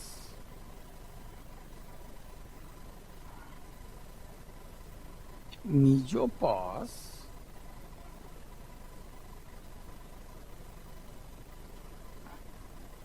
आइनोपॉस। अब इसके ऊपर पॉस नहीं है क्योंकि एक्सोपॉस नहीं होती। ये हमने पॉस यहाँ पर 4 आपको दिखाई। अब हम टेम्परेचर वेरिएशन शो करना चाह रहे हैं। तो सूर्य से जो प्रकाश आता है, धरातल गर्म होता है और गर्म धरातल से वायु ऊष्मा लेकर के ऊपर उठती है, तो ट्रोपोस्फियर में हाइट बढ़ने पर टेम्परेचर गिरता है। तो मान लो टेम्परेचर धरातल पर हमने कहा था कि 10 डिग्री सेल्सियस है, तो लेकिन जब हाइट गिरी घटता चला गया, माइनस में पहुंच गया, मान लो -20 पर पहुंच गया ट्रोपोपॉस पर। अब ट्रोपोपॉस से जैसे ही ये गया तो लगभग अब ये हाइट के हिसाब से बदल नहीं रहा है, थोड़ी दूरी तक यानी कि समताप मंडल में, और फिर ये बढ़ता है। फिर उसके बाद मीजो में अब ये तेजी से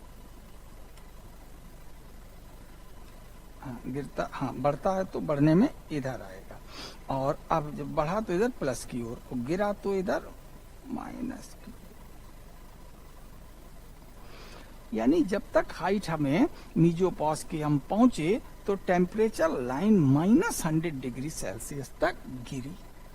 अब इसके बाद अब इसने फिर बढ़ना शुरू कर दिया।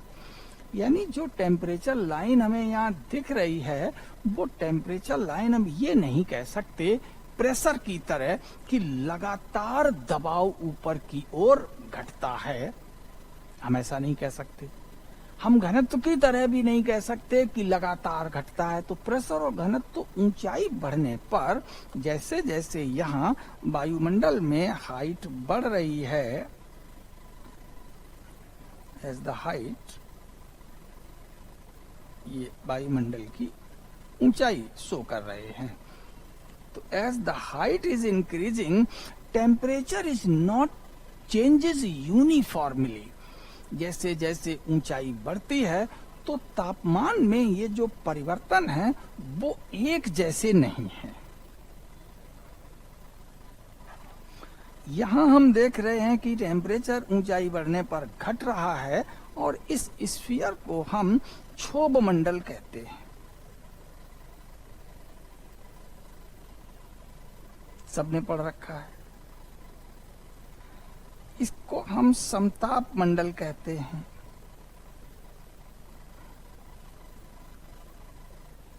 तो इसको हम मध्य मंडल कहते हैं।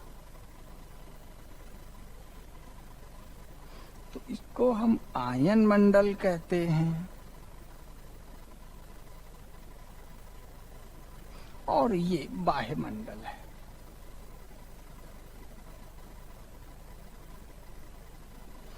ये स्थिति है।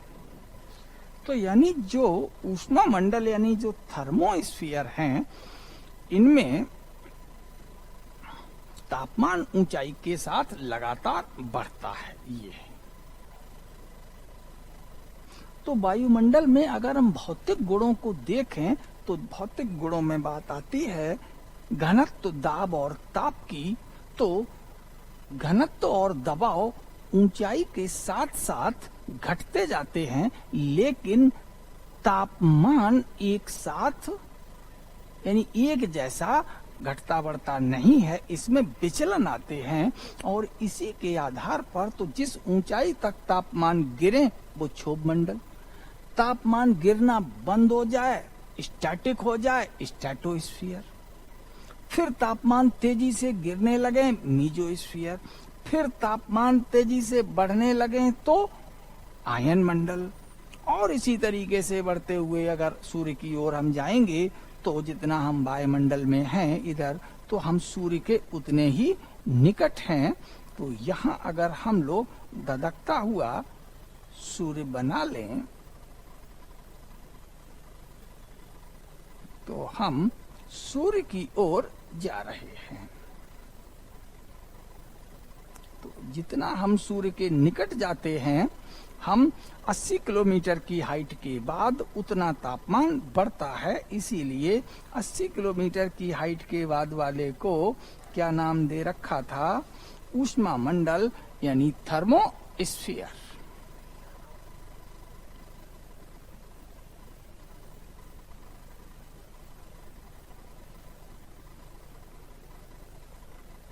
तो thermosphere includes the exosphere and ionosphere. ये हो गया।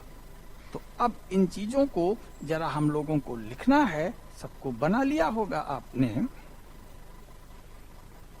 तो ऊपर जो हमने लिखा था वो डेफिनेशन यही लिखी थी क्या, कि वायुमंडल में जिस ऊंचाई पर भौतिक गुण बदलने लगे तो उसे परिवर्तन सीमा या पॉस कहते हैं। तो पॉस को हम लोगों ने डिफाइन किया, जरा लिखें।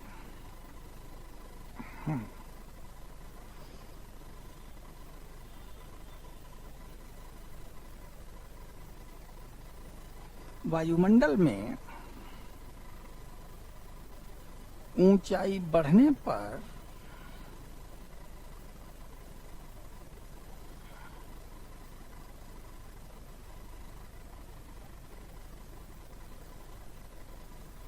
घनत्व, दाब,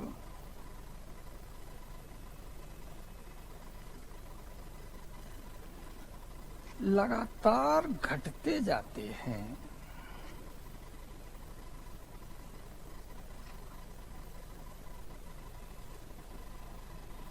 किंतु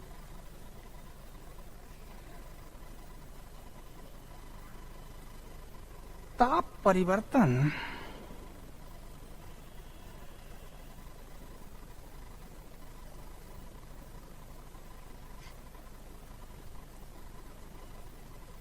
एक समान नहीं है,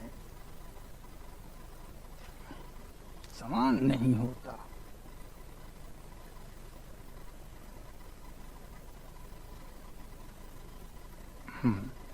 तो density and the pressure are uniformly decreasing with the rise in height in atmosphere.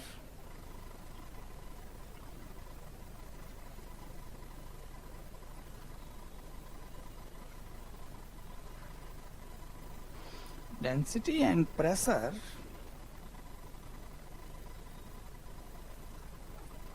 reduces uniformly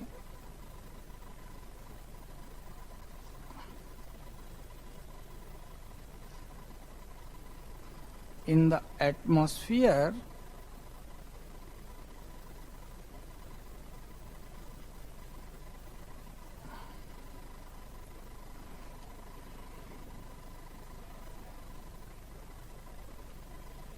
with the rise in height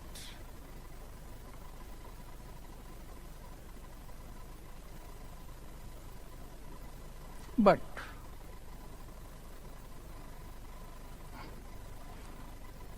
temperature change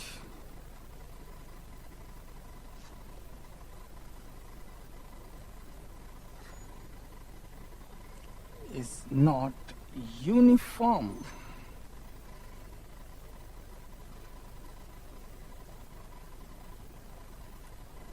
किंतु ताप परिवर्तन एक समान नहीं है, तो क्षोभ मंडल में जैसे जैसे ऊंचाई बढ़ती है तापमान धीरे धीरे गिरता है, और जहां तापमान ये गिरना बंद हो जाता है तो that height is known as the tropopause. जैसे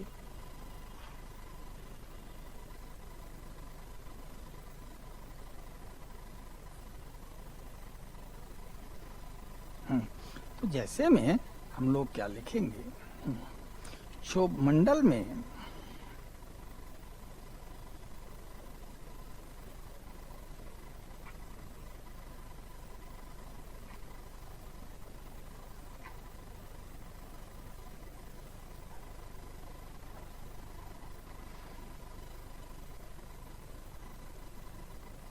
ऊंचाई बढ़ने पर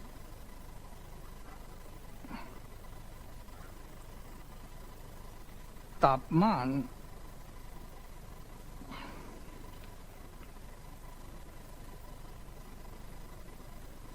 धीरे धीरे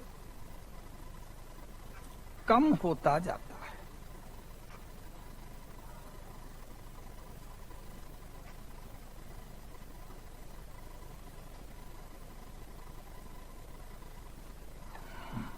ये हो गया। For example,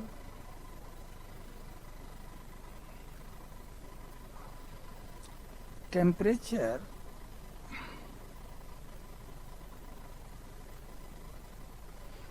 reduces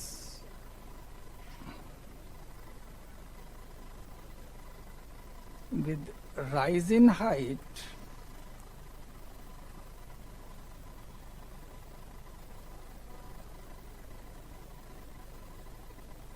into troposphere.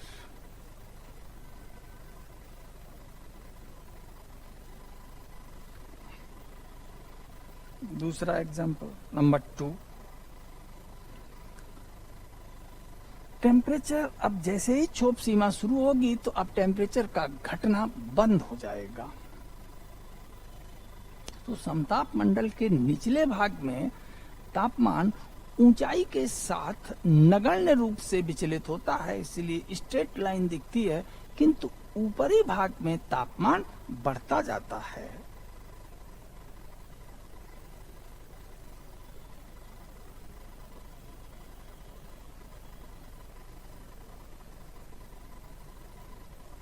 समताप मंडल में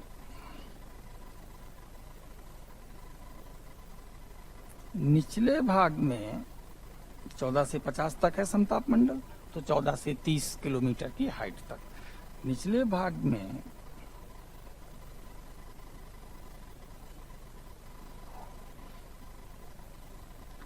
तापमान ऊंचाई के साथ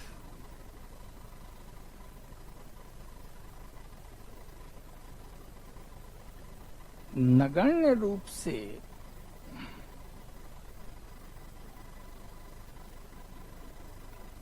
परिवर्तित होता है,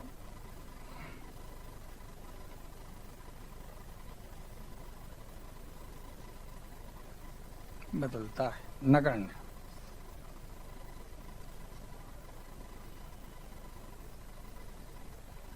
किंतु समताप मंडल के ऊपरी भाग में बड़ा स्पष्ट लिखना है, ऊपरी भाग में बढ़ने लगता है, ऊंचाई के साथ बढ़ने लगता है।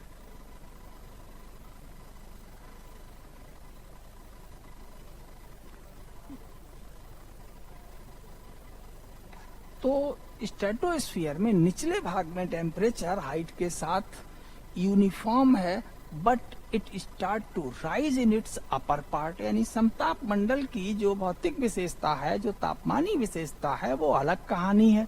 क्षोभ मंडल की अलग कहानी है। तो जहां जो कहानी बंद हो जाए, तापमान का लगातार ऊंचाई के साथ गिरना जहां बंद हो जाए, वो हाइट क्या हो गई, ट्रोपोपॉज। पॉज। तो ये हो गया। अब हम लोग तीसरा पॉइंट हाँ इसको लिख लें। In the stratosphere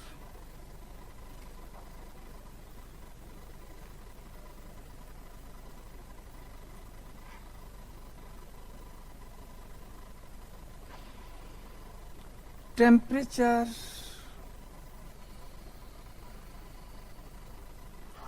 remains almost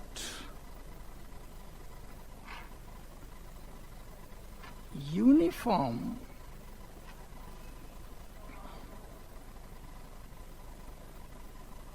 with negligible variation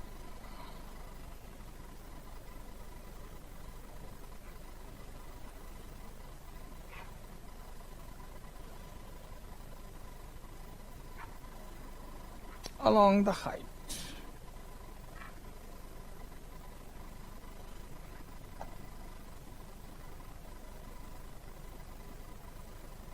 ये बात आ गई।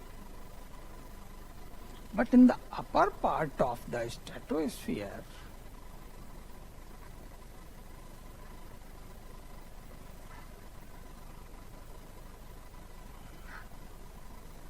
सबको लिखते चलें, सब बहुत जरूरी है, क्योंकि किताबों में इतना आपको अच्छे से एक्सप्लेन नहीं किया गया है। तो but in the upper part of stratosphere temperature rises with height.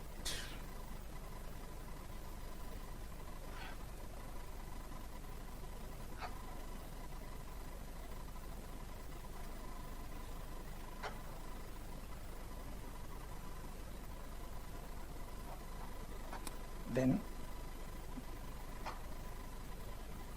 Third point, mesosphere की कहानी है। ऊंचाई के साथ तापमान लगातार तेजी से गिरता है। मध्य मंडल में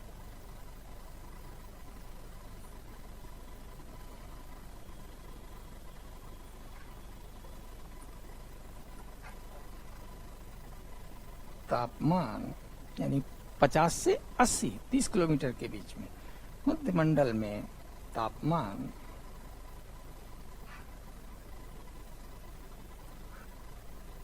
ऊंचाई के साथ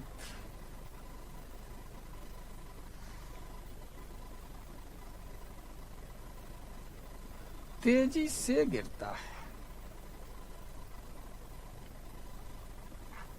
तीव्रता से घटता है।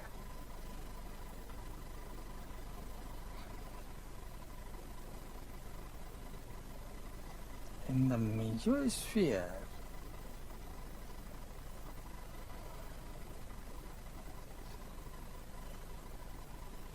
temperature falls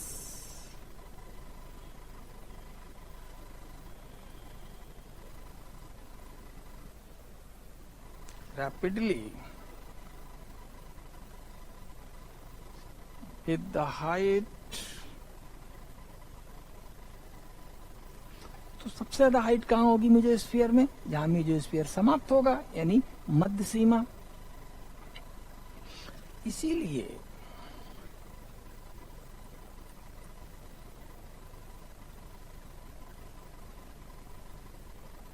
मध्य सीमा का तापमान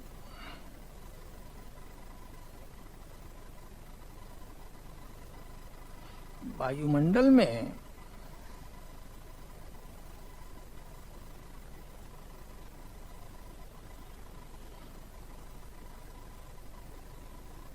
सबसे कम है। इसीलिए मध्य सीमा का तापमान कितना रह गया है? -100 डिग्री सेल्सियस। वायुमंडल में सबसे कम है, कितना होता है? -100 degree Celsius. The temperature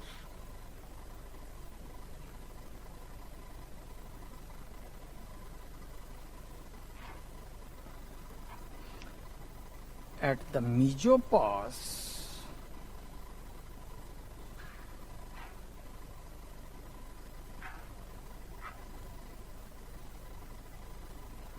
is minus 100 degrees Celsius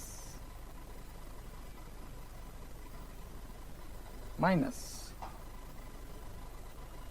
100 degrees Celsius, the lowest temperature in atmosphere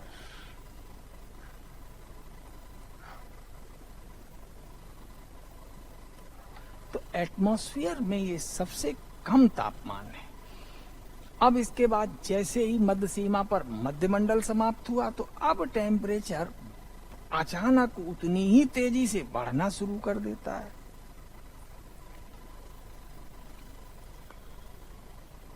ion मंडल में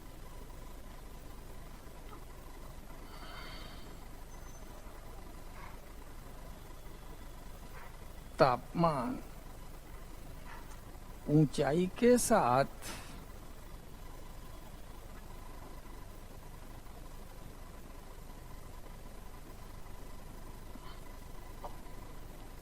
तीव्रता से बढ़ता है।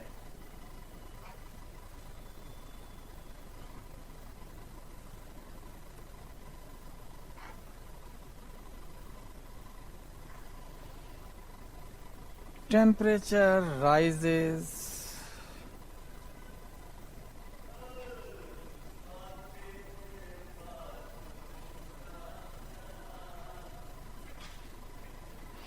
rapidly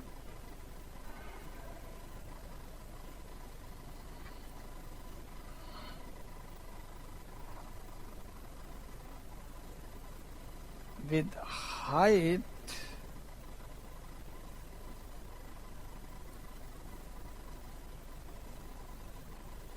into ionosphere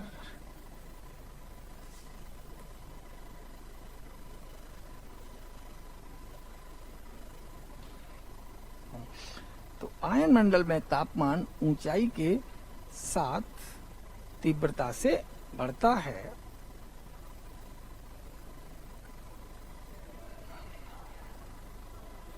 Temperature rises rapidly with the height into ionosphere because the distance with the sun is in decreasing,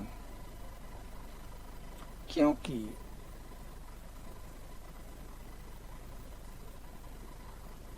पृथ्वी से ऊंचाई बढ़ने पर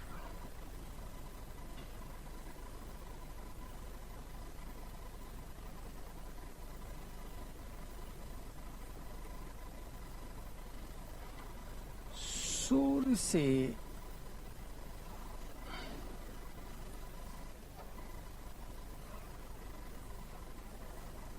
निकटता बढ़ती है।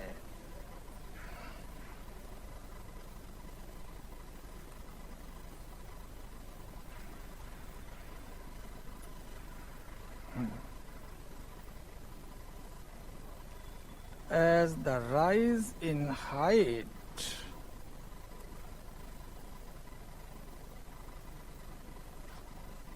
or distance from the earth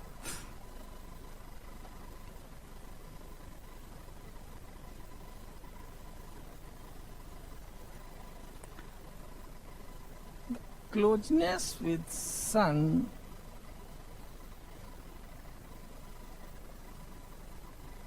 increases और सूर्य के निकट आप जितना पहुंचेंगे तापमान या गर्मी बढ़ जाएगी। Closeness with the sun increases.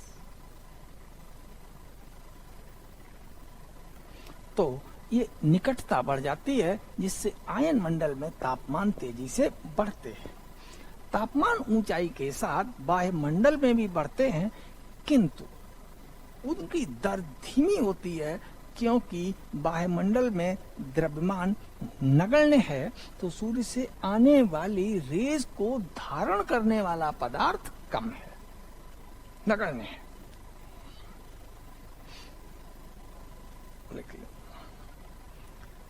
बाह्यमंडल में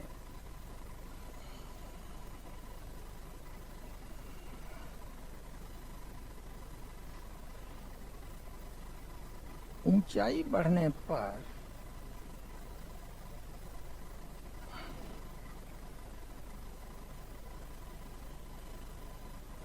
तापमान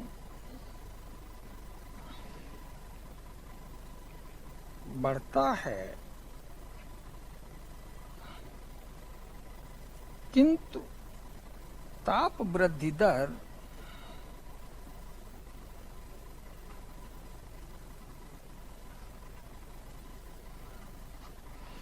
आयन मंडल की तुलना में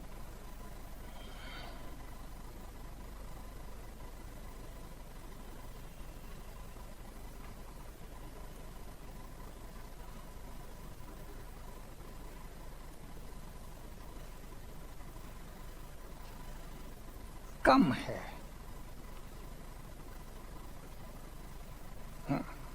temperature rises, temperature also rises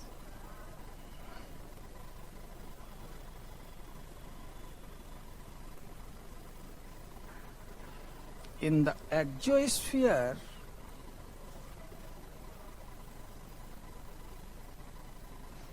with height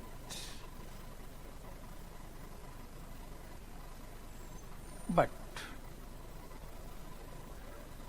rate of rise is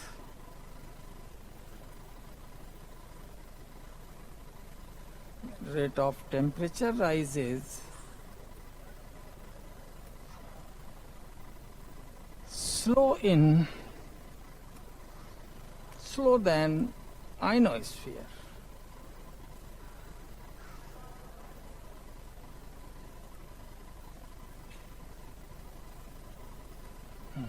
So this rate variation is only due to the variation of the amount of the matter, क्योंकि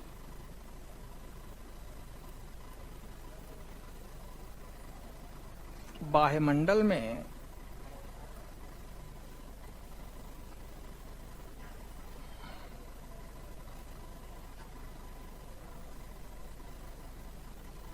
पदार्थ की उपस्थित मात्रा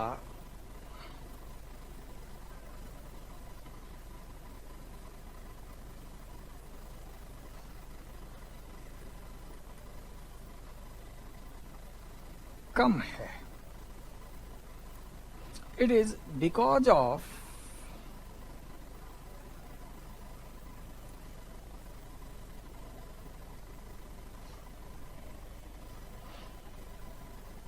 negligible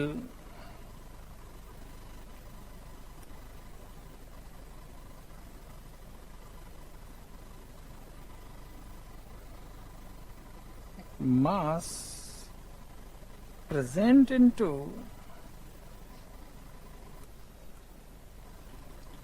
एक्सोस्फीयर। तो एक्सोस्फीयर में सूर्य की किरणों के ग्राहक कम हैं, पदार्थ ही तो ऊष्मा को रोकेगा, अवशोषित करेगा, इसीलिए वहां पर ताप बढ़ने की दर धीमी रहती है। अब कई बातें हैं, यानी कि वायुमंडल के ऊपरी और निचले दोनों भागों की जो परतों का अपना व्यवहार है वो अलग अलग है, क्योंकि ऊपरी जो परतें हैं वो मूलतः सूर्य से आने वाले इंसोलेशन से ही ऊष्मा प्राप्त करती हैं, और जबकि निचली जो परतें हैं वो मुख्यतया ऊष्मा पृथ्वी सतह से प्राप्त करती हैं, क्योंकि इंसोलेशन जो पृथ्वी सतह पर गिरता है वह धरातल को गर्म करता है। सो टेरेस्ट्रियल हीट इसे कहा जाता है।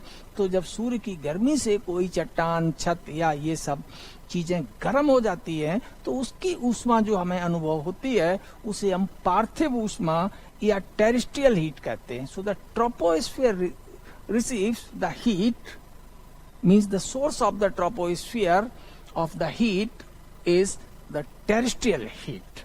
तो अब हम लोगों को यहाँ पर वायुमंडल पर कई नोट्स बना लिए हैं, इसमें से जो हमें अपने क्वेश्चंस जो प्रीलिम्स के हैं वो समझने होंगे। कौन कौन है जो आए हुए क्वेश्चंस हैं, तो वो पॉस से रिलेटेड क्वेश्चन हो जाएंगे कि कौन सी पॉस किसके बीच है, जैसे ट्रोपोपॉस, ट्रोपोस्फीयर और स्ट्रेटोस्फीयर, स्ट्रेटोपॉस इसी तरह मीजोपॉज किसके बीच है? आयनोस्फीयर और मीजोस्फीयर के बीच है। किस स्फीयर की अपर लिमिट यानी पॉज नहीं है? वो एक्सोस्फीयर, उनकी हाइट और ताप विचलन। तो किसमें ताप कुछ ऊंचाई तक यूनिफॉर्म यानी समान रहता है और फिर बदल जाता है। तो अभी तो हम लोगों ने इनके 3 मौलिक गुणों की बात की, परिवर्तन लेयर्स की। कौन कौन? ताप, दाब और घनत्व, जिसमें दाब और घनत्व यूनिफॉर्मली बदलते जाते हैं, लेकिन टेम्परेचर का प्रचलन जो विचलन है वो अधिक परिवर्तनशील है। तो उस आधार पर हम इन मंडलों को अलग अलग कर लेते हैं। अब इसमें हर एक मंडल के हिसाब से अपनी कुछ खासियत है। जैसे क्षोभ मंडल में बादल वर्षा का निर्माण, समताप मंडल में ओजोन परत का निर्माण और आयन मंडल में टेम्पल्टन लेयर्स यानी आयनिक लेयर्स और ऑरोरा का निर्माण। तो ये चीजें अभी और इम्पोर्टेंट हैं यहाँ पर प्रीलिम्स में आने के लिए। हम लोग इसको नेक्स्ट लेक्चर पर डिस्कस करेंगे। So for today it is over. Thank you.